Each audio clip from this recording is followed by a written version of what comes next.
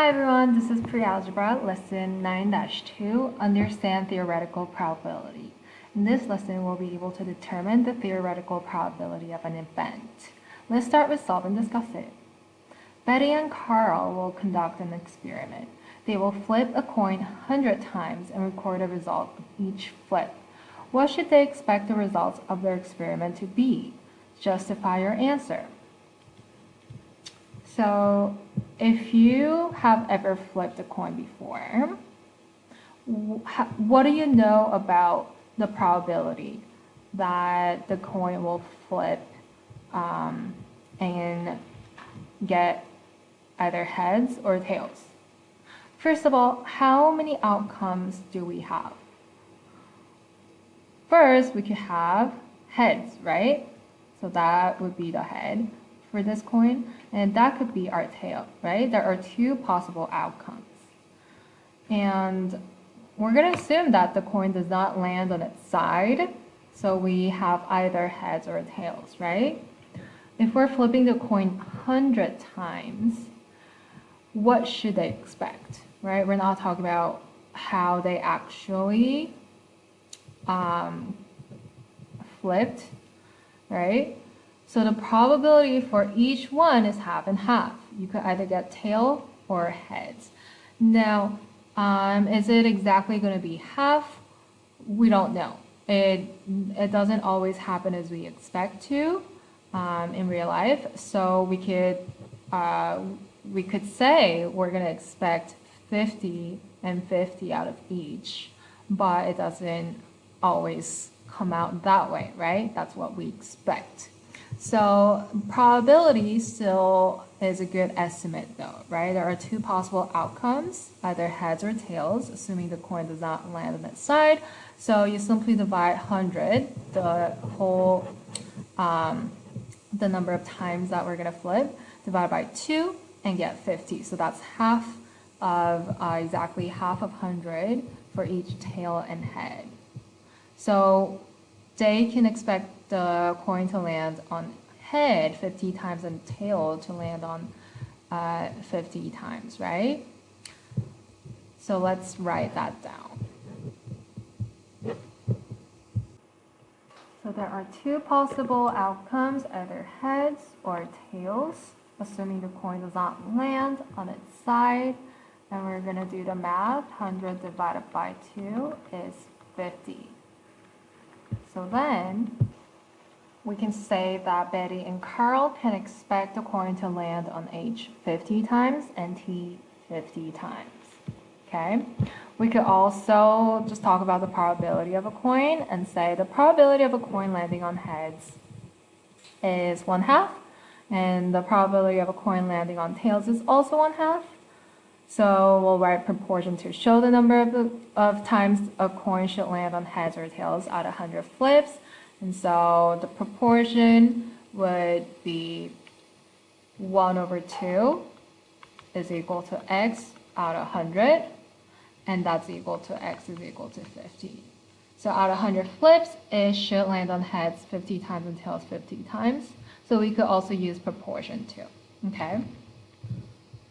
All right, let's look at the bottom. Look for relationships. How would their expected results change if Betty and Carl flipped a coin 100 times? So instead of 500 times. Instead of 100 times, now they're flipping a coin 500 times. Does the probability change for heads and tail? No, it's still two possible outcomes, and it is we're assuming it's equally as likely for it to be flipped either side. Okay, the coin shouldn't be heavier on either side. So they should still expect half of the flip coins to land heads up and half to land tails up.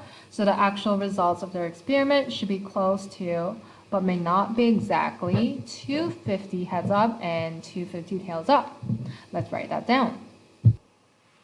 Okay, there we go. They should still expect half the flip coins to land heads up and half to land tails up. So the probability is still half and half. the actual results of their experiment should be close to, but may not be exactly 250 heads up and 250 tails up. Okay?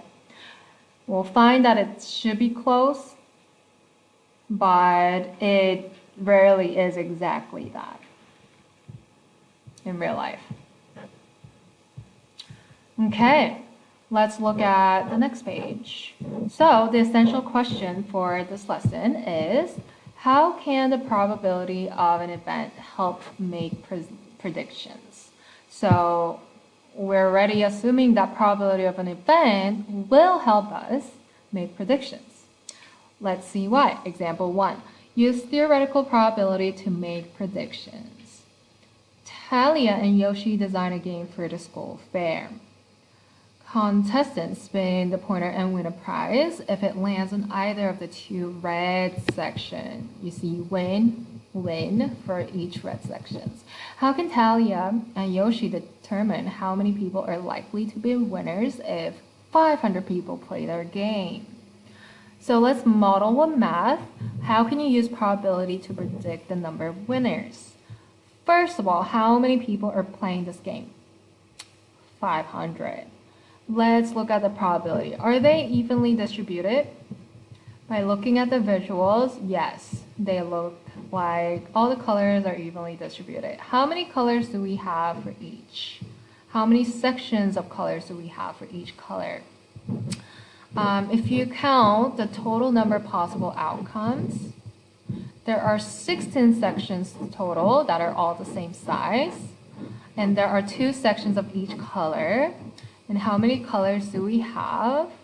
There are 8 colors each, right? Red, purple, blue, purple, violet, purple, orange, green, blue, yellow, right? 2, 4, 6, 8. 8 different colors, and we have 16 options. The pointer could land on any of the 16 sections, so there are 16 possible equally likely outcomes.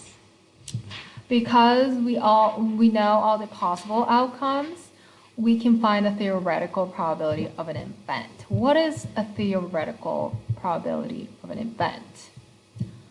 It's our theory, our estimate of the probability, okay? P represents the theoretical probability. This equation is very important. So probability, theoretical probability of an event is going to be number of favorable outcomes over total number of possible outcomes. When we're talking about probability, we're usually just talking about the theoretical probability, okay? So in real life, it doesn't always happen as our probability goes. So that's why we're calling the probability our theoretical probability. So yes, it is kind of like a guess, but it's a good logical guess, okay? I wouldn't call it a guess, but it's a theoretical probability, okay? So an event is a single outcome or a group of outcomes, okay? So we're looking at one event here. This is one situation. If they spin once, that's one event, okay? That's one thing that's happening. So number of favorable outcomes that we want to look at. Let's say the event is landing on red because that's what we want to get for winning the prize, right? Winning the game. So number of red sections would be 2 out of 16 sections, which would be simplified as 1 out of 8. Right? So the theoretical probability that a contestant will win this game is 1 out of 8 or 12.5%. Okay? If you plug this in the calculator or if you divide 1 by 8, you will get 0.125. And in percentage, that would be 12.5%. Okay? And then you can set the proportion up where W represents the number of likely winners. So how many people out of 500 would win the game? So our probability in fraction tells us that 1 out of 8 people would probably win the game. So 1 out of 8 is the proportion of winning the game. Every 8 people, there is 1 winner. So if the whole becomes 500, how many would be the parts? So this is another proportion problem, right? You have all the given information except W, where it represents the number of likely winners. So you're going to solve for the proportion, multiply 500 on both sides, and then you have 500 divided by 8 is equal to W. That would be 62.5. Now, in real life, would there be 62.5 people? No, there is no 0.5 people. 0.5 person, okay? So in this case, we're gonna round it down because if we say there are going to be 63 people winning the game, that is probably not going to be true.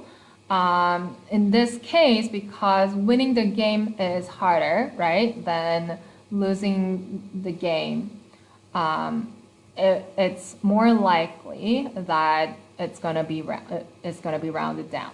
Okay, so depending on situations, we always round down or we always round up. Usually we're gonna round down because there are limits. So usually rounding down works better.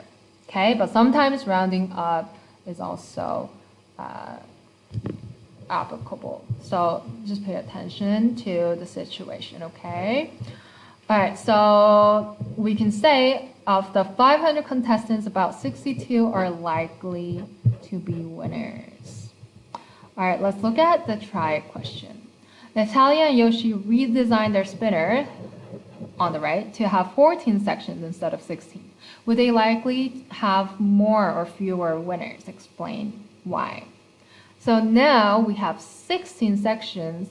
We don't have 16 sections, we have 14 sections. So please try to find the probability of winning the game and figure out how many people would win the game if there were 500 people, and figure out if that's more or less than what we had before. So compare at the end. Pause the video and come back when you're ready for answers. Okay, are you ready? All right, so what is your new proportion? Probability of winning the game, it would be 2 sections out of 14 sections. And if you simplify that, that's 1 out of 7, right? That's the probability of winning the game. So every 7 people, there's going to be a winner. And that's going to be approximately 14.3%, okay? So 14.3 is already greater than 12.5.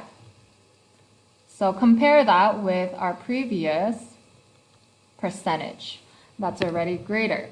So if you can compare 1 over 7 with 1 over 8, that's also fine. 1 over 7 is greater than 1 over 8.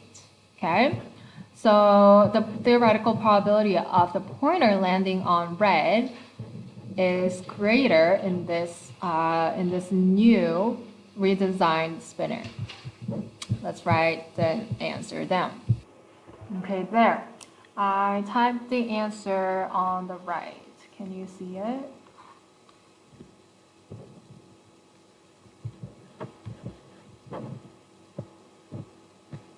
Okay. Now let's look at convince me. If there are always 2 red sections, how does the number of total sections in the spinner relate to the theoretical probability of winning this game?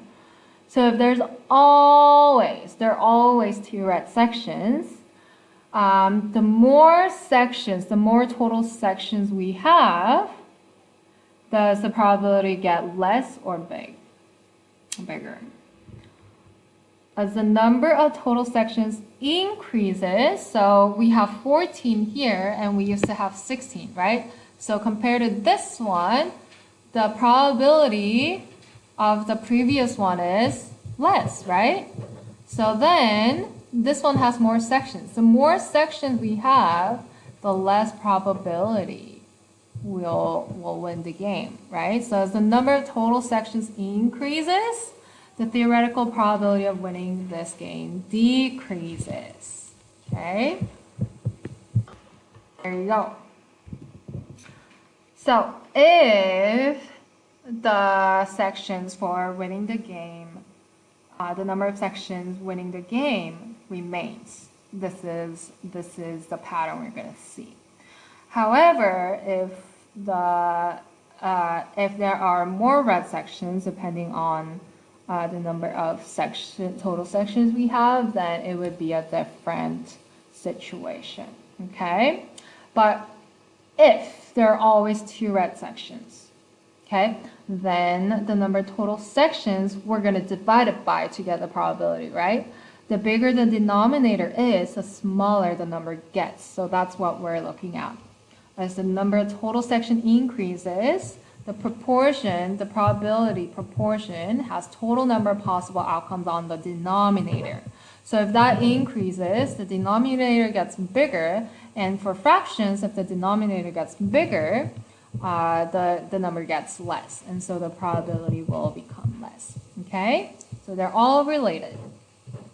Let's look at example 2. Determine theoretical probability.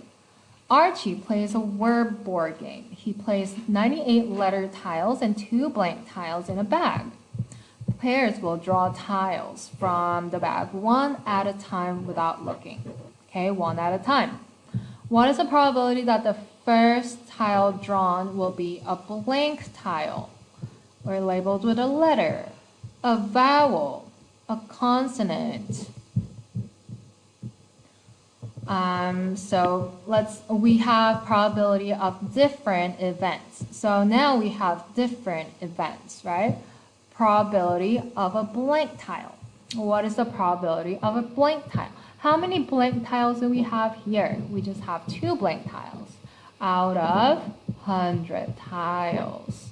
So that's 2 out of 100, and if we simplify the fraction, we get 1 out of 50. Okay, that's the probability of getting a blank tile. What about probability of the first tile drawn will be labeled with a letter? So letter is everything else that is not blank, right? So that would be 98 out of 100. That would be 49 out of 50. Okay. What about vowel? So count all the vowels. We have all vowels until here.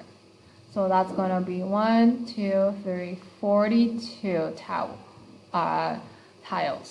And so 42 out of 100 will also be simplified to 21 out of 50. Okay, and then the consonant would be everything else except the blank one. So make sure you count everything else and subtract 2 blank ones. That would be 50, 1, 2, 3, 4, 5 rows, and then 1, 2, 3, 4, 5, 6, 7, 8 minus 2, 56 out of 100 tiles, and that would be 28 out of 50 tiles. Okay? So how are the probabilities related to each other, right? So we have equal proportions, equal equivalent expressions, equivalent fractions. And how are they related to each other? All together, blank, vowel, consonant, they should add up to 100, right? 42 plus 56 plus 2 should be 100. That would be all the tiles. And then the letter tiles and the blank tiles together, that would be equal to 100. Probability would be 100. So all the possible outcomes should be 100 tiles. But if we pick some different events, some different outcomes that we want to get, then we have different probabilities for each one. Okay. All right, let's look at example 3. Use theoretical probability to make more predictions. Joaquin also designs a game for the school fair. Contestants roll 2 number cubes at the same time. If the sum of the numbers on the 2 cubes is 7, the player wins. About how many winners should Joaquin expect if 500 contestants play his game? So he has a dice game, right? We have 500 contestants that would play the game. They're gonna roll 2 number cubes at the same time, and then we're gonna look at the sum of the numbers. So the first number cube has 1 through 6. Second number cube also has numbers 1 through 6. If we add them all, the least sum we get is 2, right? The maximum number of the sum we could get is 12. And then we have different ways to get 7, different ways to get 6, right? We have 5 and 1. If you add 5 and 1, that's 6. If you add 6 and 1, that's 7. 2 and 5, that's 7. 3 and 4, that's 7, and so on, right? Different combinations have different sums, but they could add up with the same sum. But there is only one possibility that we can get a sum of 2 or 12, right? If we roll 1 for both dice, then we'll get 2. If we roll 6 for both of them, then we get a sum of 12. So it is harder to get a sum of 2 or 12 than 6 or 7. And in this case, if you look at this table, there are 1, 2, 3, 4, 5, 6 different combinations that we'd be able to get a sum of 7. And then other sums, we have 1, 2, 3, 4, 5 only. 1, 2, 3, 4, 5 only. So 7 would be the most likely sum we'll get, right? So if the sum of 2 numbers on the 2 cubes is 7, the player wins. So it's not a really bad probability. So those are all possible outcomes, right? We have 36 total outcomes, possible combinations of rolls. There are 6 ways to win out of a total of 36. So our probability of getting a sum of 7 out of those 2 dice would be 6 out of 36. And you simplify the fraction to get 1 out of 6. And using proportion, we want to figure out how many people would win if there are 500 contestants total. So set up a proportion. This probability, 1 out of 6, should equal to W, we don't know, but that would be the winners, number of winners, out of 500 contestants. So then solve for the proportion, multiply 500 on both sides, and that becomes W. 500 divided by 6 is 83.333 repeated. So we're going to round it down because there wouldn't be a 0.33 person, right? So 500 contestants, Joaquin should expect about 83 winners. Would be our last answer. Okay, so let's use what we learned and try this question. Joaquin wants to reduce the number of winners so he does not have to prepare many prizes. Maybe it's too much for him to buy all these prizes, right? For 83 people. Choose another sum he could use as a winning sum and predict the number of winners if 500 people play his game. So this could be, there could be a lot of answers for this. You're just going to choose another sum that is less than that, which is probably any, if you choose any sum, any other than 7, that would be less than that. But he wants to reduce the number of winners. And think about how many people he would be willing to give prizes to, right? 83 prizes would be too much, right? So think about how many prizes would he want. So you might say, oh, the hardest to get is 12 or 2, right? So if they get the sum of 12 as the winning sum, then that would be really hard because that's 1 out of 37, right? 36. So that's 1 out of 36.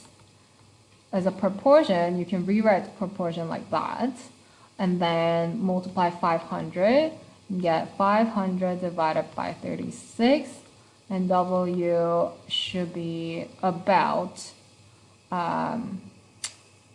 14. So that's gonna be, yeah. So then you could either choose sum of 2 or 12 if you want the least number of winners. And 14 winners would be fine, and that would be the least number of winners you could get as a sum of being the winner, right? So yeah, let's write that down. Okay, so he could choose a sum of 12 as the winning sum. That means probability of sum of 12 would be 1 out of 36, so he should expect about 14 winners.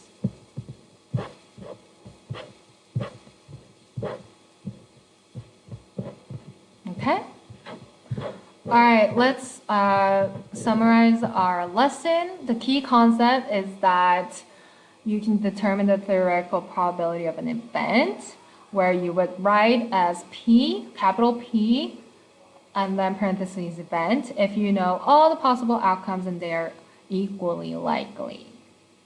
Okay, and the proportion should be written as the number of favorite outcome out of total number of possible outcomes. That is very familiar to what you've learned in the previous topics where you learned proportions, right? So part divided by whole, where you've found percentages and simple interest. Remember that topic? Yeah. So that's very much alike. So they're all related to each other. Okay. So you can use theoretical probability and proportional reasoning to make predictions, such as in a game situation. Okay. Number of favorable outcomes would also be the part out of total number of possible outcomes, and the number of winning outcomes, that could also be a part out of the whole total number of possible outcomes. All right, that was 9-2, lesson 9-2, understanding theoretical probability. And if you have any more questions, please feel free to ask Ms. King in class. Otherwise, we'll continue with the next lesson in the next video. Bye.